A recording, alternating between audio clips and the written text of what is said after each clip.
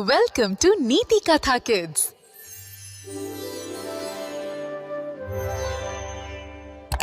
आर्याला तिच्या खोलीत लेगोचा किल्ला बनवताना लवकरच कंटाळा आला. एक भाग योग्य बसत नव्हता आणि तिने तो रागाने बाजूला फेकून दिला. तिची आजी हसली आणि तिला एक जुनी चमकणारी पेन्सिल दिली. ही पेन्सिल समस्यांवर उपाय काढू शकते, आजी म्हणाली. आर्याने लगेच लेगो किल्ल्याचे एक परिपूर्ण चित्र काढले, पण खऱ्या लेगो विटा जागच्या जागी बसल्या नाहीत. उलट एक नाजूक तुकडा मोडला. नंतर तिचा लहान भाऊ रोहन मांजरीचं चित्र काढण्याचा प्रयत्न करत होता, पण ते बिघडले. आर्याने त्याच्यासाठी जादुई पेन्सिलने एक परिपूर्ण मांजर काढले. आता तिची मैत्रीण मिया तिच्या फाटलेल्या चित्राबद्दल रडत होती. आर्याने घाईघाईने पेन्सिल उचलली.